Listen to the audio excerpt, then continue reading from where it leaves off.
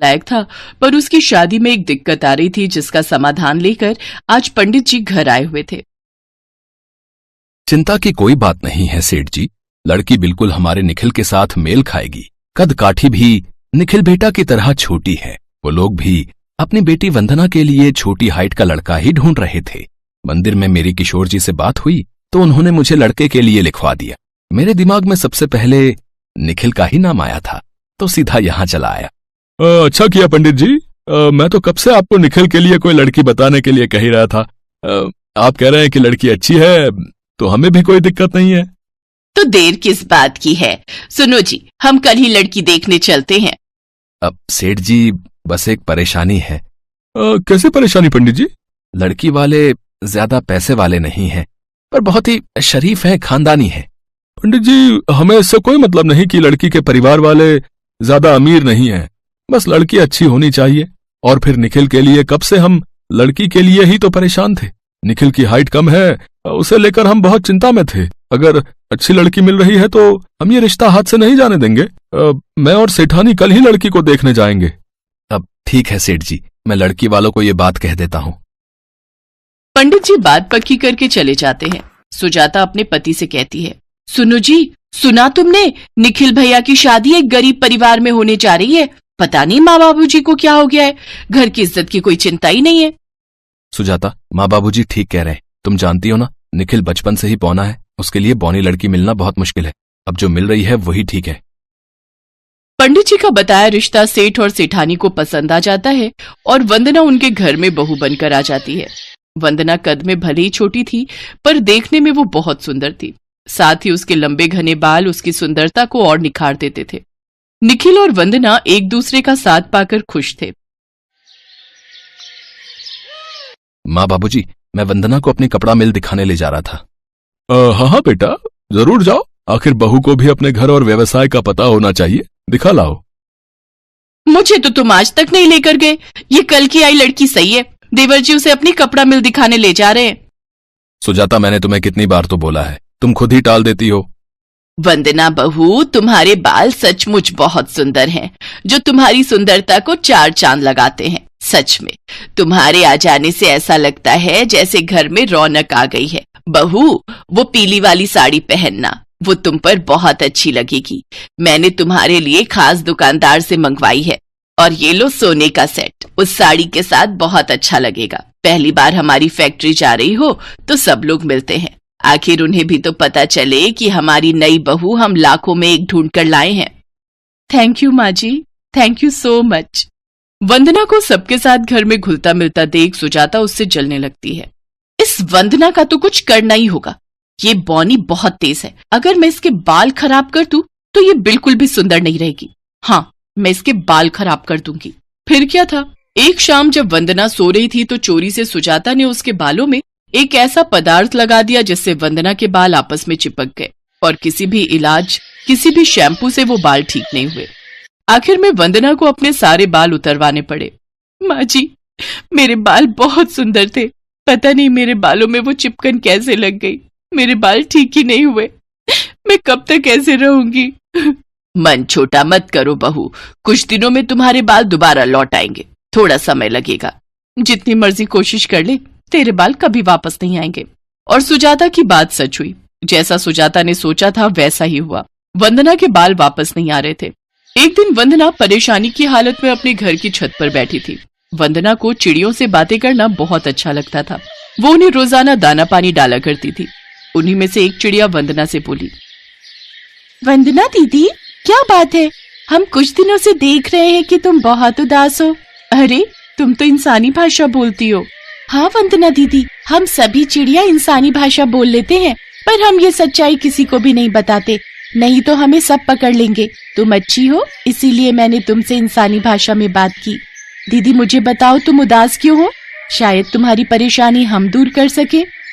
मेरे बाल बहुत सुंदर थे, पर ना जाने कैसे किसी पदार्थ से चिपक गए और उन्हें कटवाना पड़ा। अब वो वापस ही नहीं आ रहे हैं। मैं गंजी हो गई हूँ। मैं अपने इस रूप के साथ बाहर कैसे जाऊं?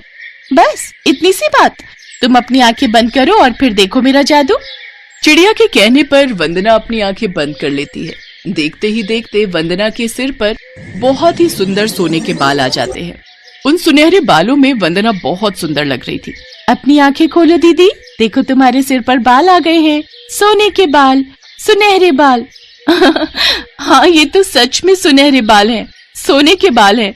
तुम्हारा बहुत बहुत शुक्रिया चिड़िया रानी, तुमने मेरी परेशानी दूर कर दी। अरे मेरी प्यारी दीदी, अब ये तो सुनती जाओ कि तुम्हारे बाल खराब किसने किए हैं। तभी वंदना की सास छत पर आ जाती है। वो भी चिड़िया की बातें सुन लेती है। वंदना दीदी, तुम्हारे बाल तुम्हारी अपनी जेठानी सुजाता ने ही खराब किए हैं। वो तुमसे ईर्ष्या करती है, इसीलिए उन्होंने तुम्हारे साथ ऐसी गलत हरकत की है। क्या सुजाता भाभी ने ऐसा किया? मैं ऐसा सोच भी नहीं सकती कि भाभी मेरे साथ ऐसा करेंगी। ये सुनकर मुझे बहुत दुख हो रहा है। वंदना बहू, मैंने सब कुछ सुन लिया है। हम इंसानों से अच्छे तो ये पक्षी जानवर हैं जो किसी की मदद के लिए हमेशा तैयार रहते हैं, वफादारी निभाते हैं। तुम इन्हें दाना पानी डालती हो और आज बदले में देखो इन्होंने तुम्हारी मदद की। पर सुजाता बहू ने जो तुम्हारे साथ किया है उसके लिए मैं उसे कभी माफ नहीं करूंगी। मैं अभी जाकर उसकी खबर लेती हूँ। सेठानी नीचे जाती है और सारी बात घर वालों को बताती है। सुजाता, तुम इतना गिर जाओगी? तुम्हें किस चीज की कमी है इस घर में? तुम्हें तो वंदना को अपनी छोटी बहन की तरह प्यार करना चाहिए था। सुजाता भाभी, अगर वंदना चाहती तो वो भी आपसे नफरत कर सकती थी। वो तो छोटी हाइट की है, आपकी हाइट तो बिल्कुल ठीक है, पर वो तो आपसे नफरत नहीं करती। मैं भी छोटी हाइट का हूं, फिर तो आप मुझसे भी नफरत करो, मुझे भी नुकसान पहुंचा दो। मैं इस घर में ही नहीं रहूंगा। नहीं नहीं, मुझे माफ कर दो देवर जी, मैं ईर्ष्या में अंधी हो गई थी। ये घर छोड़कर मत जाओ, नहीं तो मैं अपने आप को कभी माफ नहीं कर सकूंगी। मुझे माफ कर दो वंदना, मुझसे गलती हो गई। सुजाता सभी घर वालों से माफी मांगती है। वंदना के कहने पर सभी घर वाले उसे माफ कर देते हैं। उस दिन से वंदना सोने के बालों वाली बहू बन जाती है। उसके बालों को जो भी देखता उसकी बहुत तारीफ करता। वंदना खुश थी कि उसके बाल फिर से लौट आए थे। कहते हैं व्यक्ति को उसके अच्छे कर्मों का फल अवश्य मिलता है, जैसे वंदना को उसकी दयालुता का फल चिड़िया रानी ने दिया।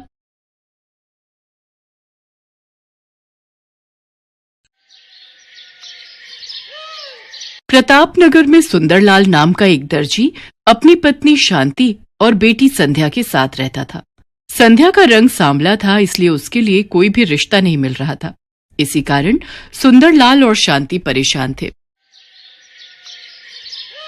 सुंदरलाल, मैंने कुर्ता पजामा सिलने दिया था, तैयार हो गया क्या? बस एक पक्की सिलाई करनी बाकी है रामलाल जी।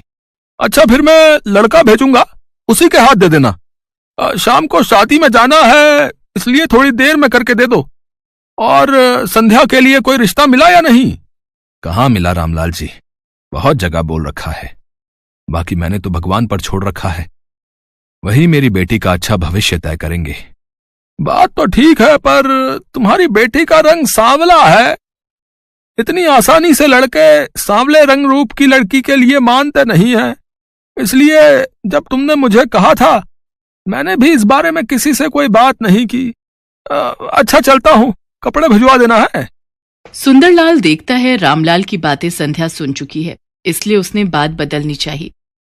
संध्या बेटी, तू रामलाल की बातों का बुरा नहीं मानना, वो तो बस। बापू, मुझे पता है मेरे कारण आपको कितना सुनना पड़ता है। सब कितनी बातें बनाते हैं, मुझे अच्छा नहीं लगता। ना बिटिया ना, ऐसा कभी मत सोचना। तू तो हमारी जिंदगी से बढ़कर हमें प्यारी है। मैं भी आप दोनों से बहुत प्यार करती हूँ बापू। अच्छा लाओ, कुछ कपड़े मैं सिल देती हूँ, आप थक गए होगे। संध्या का उदास चेहरा देखकर सुंदरलाल उस समय चुप हो जाता है। संध्या कपड़े सिलने लगती है। संध्या भी सुंदरलाल की तरह बहुत अच्छे कपड़े सिलती थी। एक दिन उस राज्य के राजकुमार का जन्मदिन था, जिसमें पूरे नगर को न्योता दिया गया था। सुनो सुनो नगर वासियों, ध्यान से सुनो। राजकुमार वीर सिंह के जन्मदिन की खुशी में पूरे नगर को दावत का न्योता दिया जा रहा है। राजा भानु प्रताप सिंह और रानी सुनंदा अपने बेटे वीर सिंह का 25वां जन्मदिन धूमधाम से मना रहे हैं। अरे वाह, राजकुमार वीर सिंह के जन्मदिन की दावत सचमुच देखने वाली होगी। मैं तो बहुत सुंदर तैयार होकर जाऊंगी। मैं भी। पर हम राजकुमार को क्या उपहार देंगे? ऐसे खाली हाथ जाना तो अच्छा नहीं लगेगा। अरे हम क्या देंगे, हमारे माँ बापू भी तो जा रहे हैं, वही देंगे, हम क्यों चिंता करें। पूरे नगर के लोग राजकुमार के जन्मदिन में जाने की तैयारी कर रहे थे। सुनो जी, मैं सोच रही थी हम दोनों तो जन्मदिन की दावत में जा नहीं रहे, तुम्हारी तबीयत भी ठीक नहीं है, पर किसी ना किसी को तो जाना चाहिए, इसलिए संध्या को उसकी सहेलियों के साथ भेज देते हैं, नहीं तो महाराज और महारानी को बुरा लगेगा। ठीक है, ये बात सही रहेगी संध्या बिटिया, तू राजकुमार वीर प्रताप जी के जन्मदिन की दावत के लिए चली जाना। ठीक है, आप चिंता मत करो, मैं रेखा और सुनैना के साथ चली जाऊंगी। संध्या राजकुमार के जन्मदिन के लिए जाने के लिए तैयार तो हो गई, पर वो यही सोच रही थी कि आखिर वो राजकुमार के लिए उपहार में क्या ले जाए। तभी उसके दिमाग में एक तरकीब आई, राजकुमार के जन्मदिन के लिए एक सुंदर सी पोशाक तैयार करके ले जाती हूँ, उनको पसंद आएगी। संध्या राजकुमार के लिए बहुत ही सुंदर पोशाक तैयार करती है और सबके साथ राजमहल पहुंचती है। बहुत संख्या में लोग जन्मदिन की दावत में पहुंचे थे। उन सबके बीच संध्या घबरा रही थी। राजकुमार को तो इतने ढेरों उपहार मिल रहे हैं, इतने सारे उपहार में मेरे द्वारा सिली हुई मामूली सी पोशाक क्या राजकुमार को पसंद आएगी? राजकुमार को अपने हाथ से देने की हिम्मत तो मेरे में है नहीं, चुपचाप उनके कक्ष में रख देती हूँ। संध्या पोशाक को राजकुमार के कक्ष में रखकर घर आ जाती है। संध्या बिटिया, तू राजकुमार से बिना मिले ही आ गई, उन्हें पता कैसे चलेगा कि तूने उपहार में उन्हें वो पोशाक दी है? कोई बात नहीं बापू, वैसे भी अब तक राजकुमार इतने सारे उपहारों के बीच मेरी दी हुई पोशाक भूल भी चुके होंगे। संध्या जैसा सोच रही थी वैसा कुछ भी नहीं था। राजकुमार जब कमरे में पहुंचा तो उसने वो पोशाक वहां रखी देखी। अरे, ये उपहार मुझे किसने दिया है? ये तो बहुत सुंदर पोशाक है, अद्भुत। मुझे जहां तक याद है सबने मुझे उपहार दिए, मैंने सबका चेहरा देखा, पर यह उपहार तो मेरे हाथ में किसी ने नहीं दिया। कैसे पता चलेगा कि यह उपहार किसने दिया है? और मेरे हाथों में दिए बिना ही यहां मेरे कक्ष में रख दिया। राजकुमार महाराज, महारानी, सेनापति, दास दासी सबसे पूछता है, पर किसी को भी इस बारे में कुछ नहीं पता था। राजकुमार हैरान रह जाता है कि ऐसा क्यों हुआ। किसी ने अगर इतना सुंदर उपहार देना भी था तो उसको सामने से देता, चोरी छुपे कौन रख गया? राजकुमार वापस अपने कक्ष में आता है, तभी उसकी नजर अपने द्वार पर अटके एक दुपट्टे के टुकड़े पर जाती है। राजकुमार महल की सभी दासियों से दुपट्टे के टुकड़े के बारे में पूछता है, पर किसी भी दासी के पास ऐसा दुपट्टा नहीं था। राजकुमार को यकीन हो जाता है कि ये टुकड़ा यकीनन उसी लड़की के दुपट्टे का है जो उसके कमरे में वो पोशाक रख कर गई है। राजकुमार इस बात का पता लगाने के लिए पूरे नगर में सैनिकों को भेजता है। वो पोशाक किसने दी उसके लिए सब मना कर देते हैं। भाई, हमने तो बहुत महंगा उपहार दिया था, राजकुमार को चांदी की प्याली दी थी, हमने ये उपहार में पोशाक नहीं दी। उस समय सुंदरलाल, उसकी पत्नी और बेटी संध्या जरूरी काम से नगर से बाहर गए हुए थे, इसलिए उनसे पता करना रह जाता है। पर सैनिक ये बात राजकुमार को नहीं बताते। राजकुमार बहुत परेशान था। अब तो उसके पास एक ही रास्ता था, इस दुपट्टे के टुकड़े की असलियत जानने का। माँ, पिताजी, अब मेरे पास एक ही रास्ता है। मैं अपना स्वयंवर रखना चाहता हूं, ताकि उस स्वयंवर में सभी लड़कियां आएं और वही पोशाक पहने जो उन्होंने मेरे जन्मदिन के उत्सव में पहनी थी। मुझे पता चल जाएगा कि यह दुपट्टे का टुकड़ा किसका है, फिर मैं उसी लड़की से विवाह करूंगा। इससे मुझे अपने प्रश्न का उत्तर भी मिल जाएगा। ठीक है पुत्र, अब तुम इस योग्य हो चुके हो कि तुम अपना जीवन साथी चुन सको। जैसी तुम्हारी इच्छा पुत्र, हम आज ही नगर में तुम्हारे स्वयंवर की घोषणा करवा देते हैं। राजकुमार उस दुपट्टे के टुकड़े के बारे में किसी से कुछ नहीं कहता। वो तो चुपचाप उस बारे में जानना चाहता था जिसके दुपट्टे का ये टुकड़ा था। नगर में घोषणा कर दी जाती है और ये बात सुंदरलाल के कानों तक भी पहुंचती है। संध्या बेटी, तुम्हें भी स्वयंवर में जाना चाहिए।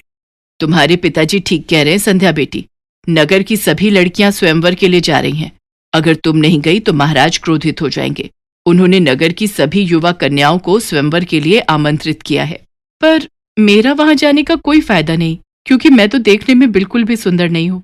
राजकुमार तो मेरी ओर देखेंगे तक नहीं, फिर मैं वहां जाकर क्या करूंगी? बेटी, ये तो भाग्य की बात है। अगर तुम्हारे भाग्य में राज सुख लिखा है तो उसे कोई नहीं छीन सकता, और यदि नहीं लिखा तो तुम अपना कर्तव्य निभाकर लौट आना। नगर की सभी लड़कियां उसी पोशाक में राजमहल पहुंचती हैं जो उन्होंने राजकुमार के जन्मदिन के उत्सव में पहनी थी। राजकुमार की नजरें तो उस लड़की को ढूंढ रही थी जिसके दुपट्टे का टुकड़ा अभी भी राजकुमार के हाथ में था। राजकुमार ने आज वही पोशाक पहनी थी जो संध्या ने उसे उपहार में दी थी। इनमें से तो कोई भी लड़की वो नहीं है। आखिर ये किसके दुपट्टे का टुकड़ा है? कहीं मेरी ये योजना विफल ना हो जाए। राजकुमार अभी इस बारे में सोच ही रहा था कि तभी संध्या महल में प्रवेश करती है।